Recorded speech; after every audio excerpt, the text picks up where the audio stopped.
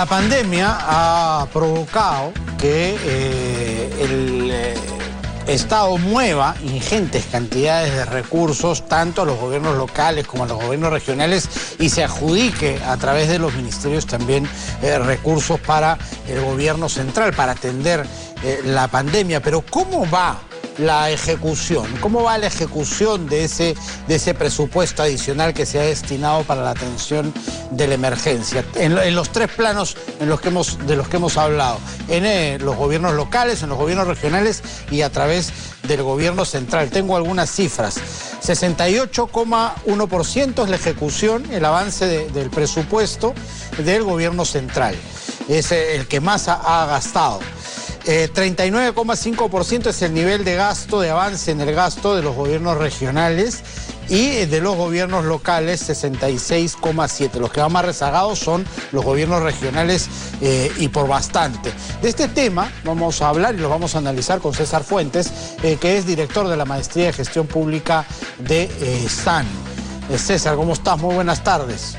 Buenas tardes, ¿cómo estás? ¿Qué tal? ¿Cómo estás? Bueno, hemos hablado mucho del tema de gestión en este espacio y justamente contigo y de ejecución de presupuestos, ¿no? Que es como una piedra en el zapato, porque siempre lo comentamos, tenemos recursos, pero lamentablemente las autoridades no saben cómo gastarlos y gastarlos eficientemente, ¿no? Sí, yo creo que el tema que creo que acá se ve con mayor tristeza y mayor realmente... Creo que para la sociedad en general es que teniendo los recursos, vemos también que las partidas son muy específicas, ¿no? Cuando uno podría hablar de presupuesto de la República o presupuesto de gobiernos regionales o municipales a nivel de todas las partidas, pero esto es muy específico, es prácticamente un encargo que el gobierno nacional está dando tanto a gobiernos regionales como municipales y el nacional, y no se está cumpliendo, ¿no? Si uno ve, por ejemplo, gran parte del presupuesto que está asignado a COVID es para el diagnóstico y tratamiento de la enfermedad. En otras palabras, estamos hablando de las pruebas famosas que tanto se ha discutido. Estamos hablando del tratamiento de la gente que está mal, ¿no es cierto? Y eso es lo que justamente lleva a muchísima preocupación, porque realmente, si bien es cierto, es una enfermedad que a todos nos ha sorprendido, por otro lado, ya hay protocolos, ¿no es cierto?, para que esto funcione. Ya hay tanto en diagnóstico como en tratamiento, hay protocolos establecidos a nivel nacional que los gobiernos regionales, por ejemplo, podrían replicar, ¿no es cierto?, relativamente de manera sencilla. No, prácticamente lo que se ha dicho desde el gobierno central es: toma este dinero adicional y lo vas a gastar en tal cosa, así de específico, y ni aún así está funcionando la cosa. Exacto. Desde el punto de vista de gestión diríamos que es un tratamiento netamente operativo, ¿no? Yo te doy el dinero, te doy el encargo, es decir, es como que uno le diga, ¿no es cierto?, vaya a comprar usted, ¿no es cierto?, al supermercado, esta es la lista de productos y cómprela. Y usted tiene que venir al día siguiente y dármela. Tan sencillo, estamos hablando de operativo, no estamos hablando de mayor complejidad. Entonces acá hay un serísimo problema de gestión, porque no solamente es eso, sino que también casi 20% de ese presupuesto está asignado a todo lo que es el tema de bioseguridad. Hemos visto con mucha tristeza que trabajadores médicos, gente administrativa, ¿no es cierto?, ha caído, ha fallecido o está, ¿no es cierto?, en procesos en esta dura enfermedad. Entonces también los temas de bioseguridad son importantes. ¿Cómo nosotros podemos exigir a los médicos, ¿no es cierto?, a todos los enfermeros, a toda la parte administrativa, que realmente trabajen 24/7 si no le damos seguridad? Entonces la bioseguridad es un tema sumamente importante, porque de una otra manera es la primera línea, como se ha discutido siempre en el tema de coronavirus, la primera línea de defensa que tenemos como sociedad. Y de una u otra manera todos los peruanos nos debemos a esa línea para que estemos, ¿no es cierto?, sanos. Entonces es importante, y también no se ha cumplido esto, y si uno ve a nivel regional, pues gobiernos como Piura, por ejemplo, han gastado el 40% del presupuesto asignado, o Lima, que tiene la mayoría de las enfermedades, no llega al 50%. Entonces acá hay un tema sumamente urgente. Lima estamos hablando como departamento, por cierto. Y el otro tema también es el tema que es importante en este presupuesto, lo que es vigilancia epidemiológica, es decir, todo lo que se llama hoy día, ¿no es cierto?, si alguien está enfermo, ¿cómo podemos buscarlo, no? Lo que usted se ha visto en prensa, ¿no?, lo que ha hecho Corea, lo que ha hecho estos países, ¿no es cierto? Una vez que yo veo que una persona está enferma, lo que hago es la sigo, ¿no?, y veo sus redes y trato efectivamente ponerlos en para cuarentena. ver con quién ha tenido contactos y empezar a hacer pruebas a todo su círculo para determinar cuáles de esos con los cuales tuvo contacto se infectó y cuál no.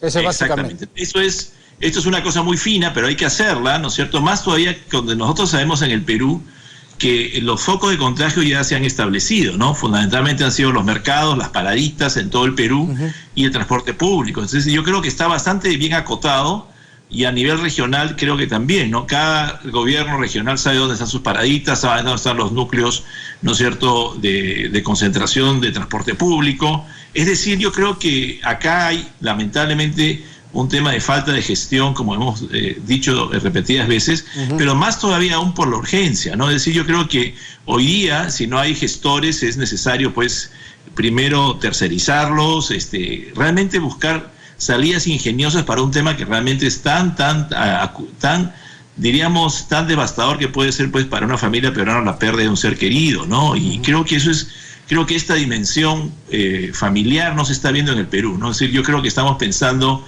que el coronavirus es de alguien más, es de otra persona más, de otra comunidad más, de otro grupo social más, ¿no es cierto?, de otro barrio más. Pero no es así, realmente es cierto que hay grupos que están menos afectados, la gente de mayores ingresos, la gente que vive en zonas residenciales, pero realmente eso, ¿no es cierto?, en la medida que se abran, ¿no es cierto?, las barreras, esto va a seguir, ¿no? Entonces acá hay un serísimo problema además que sabemos, que estamos al límite realmente en unidades de UCI, ¿no? Es decir, estamos realmente, ya no tenemos grados de libertad para realmente equivocarnos. Entonces yo creo que acá hay un tema de reflexión enorme y creo que ya de actuación, ¿no es cierto?, diríamos casi de manera militar para realmente sanear este problema. No puede ser que hoy día ni el 50% del presupuesto asignado no se haya gastado. Eso realmente es realmente clamoroso desde el punto de vista de gestión. Y eso desnuda algo que también hemos comentado aquí, que es que la cabeza, que es el presidente, el gobernador regional, puede ser un político, ¿no? Pero lamentablemente no se crea una casta de administración pública con experiencia en todos los estamentos del Estado, ¿no? Y se paran cambiando gente según cambia la autoridad y eso no abona, pues, en una buena gestión de ninguna manera. Así es, ¿no? Y eso creo que lo podemos aprender de muchos países, ¿no? Bueno, usted en países, por ejemplo, como España, hay lo que se llaman las famosas oposiciones. ¿Qué son oposiciones? Son para que uno sea funcionario público tiene que tener una examinación, un examen, aprobarlo y con eso ya puede ser gestor público en cualquier nivel de gobierno, ya sea regional, local o nacional. Yo creo que es una reflexión que nos llama hoy día este coronavirus, es más que todo es ser urgentes en el tema de meritocracia. No puede ser que realmente en aras de, ¿no es cierto?, de emplear a mis correligionarios, claro, ¿no es cierto?, todo el tema pagar básico favores, en pocas palabras. Es cierto, pagando favores políticos, lo que tenemos es que ese favor político, si bien es cierto, favorece al grupo que ha apoyado al gobernador o al alcalde, tiene, ¿no es cierto?, como contraprestación que hoy día no tenemos gestores que realmente hoy día podrían marcar la diferencia en el Perú. No puede ser que hoy día Perú esté en el 5º lugar en cantidad, ¿no es cierto?, de infectados en el mundo, sabiendo que somos un país pequeño relativamente comparado a países más grandes. Entonces acá hay un tema de gestión que lamentablemente el COVID ha desnudado, pues, todas las carencias de gestión que tenemos, no solamente en el Perú, sino también en el mundo, ¿no? Si la política sanitaria en el Perú quiere y exige hoy día una reforma enorme, que esta administración a la próxima tiene que comenzar. Habrá que ponerlos bajo los reflectores, pues, ¿no es cierto? Tú tienes el ranking de porcentajes de ejecución, mirando la lista desde abajo hacia arriba, ¿quiénes han ejecutado menos en cuanto a gobiernos regionales? Menos son Apurímac, que es uno, por ejemplo, que ha ejecutado menos. Piura, como te señalaba, ¿no es cierto?, está alrededor del 40%, sabiendo que realmente es uno de los departamentos más golpeados, ¿no es cierto? Y Lima, ¿no? Lima departamento no llega al 50%, es decir, casi todos los gobiernos regionales no han llegado ni a cumplir el 50% de lo asignado por el gobierno nacional. Entonces, esto nos lleva... Yo voy a apuntar uno, disculpa que te interrumpa, a Arequipa, claro, cuya situación es dramática, tanto así que el gobierno ha dejado la cuarentena todavía activa allí, 32,4% de ejecución, es de los últimos. Bueno, es sintomático, ¿no es cierto?, el nivel de contagio versus la mala ejecución del presupuesto. Es que ahí ves un tema que es estructural, ¿no? Si viéramos nosotros 3 o 4 o 10 departamentos, diríamos, bueno, acá hay un problema de gestión muy focalizada, pero esto es transversal al tema. Creo que esa es la reflexión que creo que el presidente de la República y creo que todos los gestores a nivel de Perú lo tenemos que hacer. Es decir, ya tenemos que, no siempre nosotros le asignamos la culpa a la otra administración o a los 20 años o 30 años o 10 años de atraso. Pero ya el diagnóstico está. Es decir, yo creo que estamos sobrediagnosticados en el tema, ¿no es cierto?, de prestación de todo lo que son servicios de educación, salud, infraestructura. Estamos totalmente sobrediagnosticados. Creo que ya es un momento de realmente... ¿Y qué pasa, no? Nadie se anima a romper el molde. Nadie se anima a romper el molde, ¿por qué? Porque justamente comienzas a dañar varios grupos de interés, ¿no? Ese es el gran tema de Perú siempre, ¿no? Es decir, que una reforma desde el punto de vista educativa, ¿no es cierto?, significa, y yo te digo, yo soy profesor universitario, significa de otra manera resignar recursos, ¿cierto?, que mucha gente no quiere. Y eso pasa lo mismo, ¿no es cierto?, en infraestructura. Es decir, todo lo que tenemos acá son, lamentablemente, grupos de interés que de una otra manera se benefician, ¿no es cierto?, porque el Estado es tan lento y tan lerdo en el tema, ¿no es cierto?, de gestión. ¿Por qué? Porque eso favorece, por ejemplo, muchas consultorías públicas y privadas, y es un sistema que para bien o para mal tiene recursos. Entonces acá eso es más dramático aún, que Perú es uno de los pocos países de América Latina que realmente se puede dar el lujo de gastar en esta crisis, cosa que, por ejemplo, países como Argentina no lo pueden hacer por la enorme crisis económica que tiene. A pesar de eso, Argentina tiene mejores números que Perú, por ejemplo, en el tema del COVID. ¿Por qué? Porque han trabajado más el tema, ¿no es cierto?, de política sanitaria. Sí, correcto. Y nuestra institucionalidad es un desastre, pues. Y sin institucionalidad es difícil tomar acciones que finalmente tengan resultados, ¿no?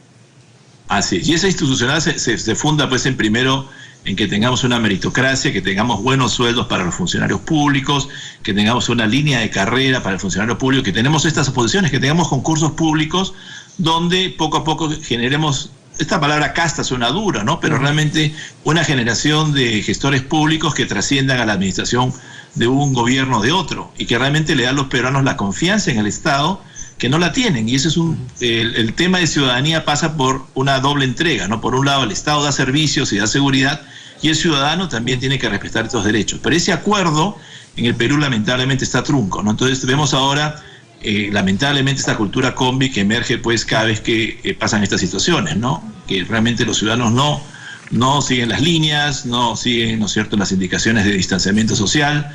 Es un problema serísimo que hoy día lamentablemente nos está costando muchísimo. Tenemos a nivel micro, a nivel personal, este problema, y a nivel, ¿no es cierto?, de gestión tenemos el otro problema, que el Estado no brinda los servicios que debe brindar para que este ciudadano realmente, ¿no es cierto?, se sienta cómodo y se sienta representado por este Estado nacional. Entonces acá hay una doble interacción que tiene que funcionar en los próximos años, o si no, simplemente vamos a tener un Estado que lamentablemente va a estar disociado totalmente, ¿no es cierto?, del ciudadano. Y eso es lo que justamente tenemos que evitar a toda costa. Perfecto, César. Muchísimas gracias por atendernos nuevamente aquí en el Bloque Económico.